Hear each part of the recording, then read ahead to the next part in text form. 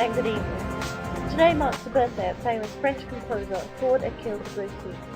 His work in the Impressionist genre changed the world, and although he died 9 decades ago, now is celebrated as one of the top composers of all time. Debussy was born on the 22nd of August 1862 in Saint-Germain-en-Laye in France. He was born into a non-musical family that owned a china shop. His musical talent was discovered by his first piano teacher, Madame Morte de Fleville, who claimed to have studied piano with Chopin.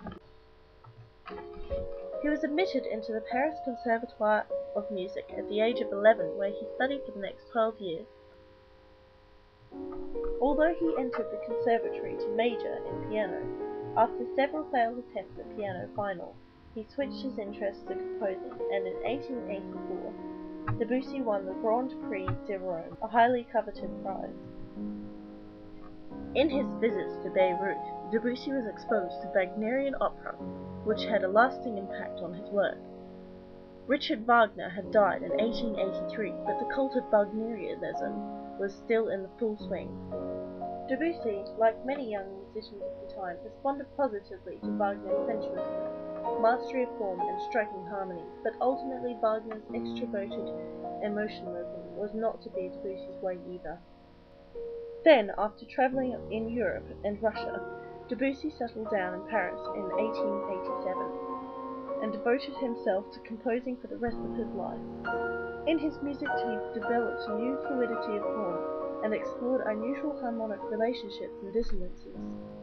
By making use of the whole tone scale instead of the traditional scale in Western music, he achieved new tones of mood and expression, as in his famous tone poem, Prelude à la fraise midi au faune, Prelude to the Afternoon of the Faun, 1894. It is one of Debussy's most sensuous and evocative of history works, lending itself perfectly to ballet. In 1908, Debussy married the singer Emma Bardot, and they had a child, Claude Emma, who he affectionately called Chouchou. Though many refer to Debussy's music as impressionistic, Debussy despised the term. Many of Debussy's works weren't named until after he wrote the piece. He often placed the work's title at the end of the piece so as not to give the listener any preconceived ideas. For a small period of time during World War I, Debussy suffered from depression and didn't write any music. Debussy developed rectal cancer, slowly weakening him one dance at a time. It wasn't until 1918, while Paris was under German attack, that the cancer finally claimed his life.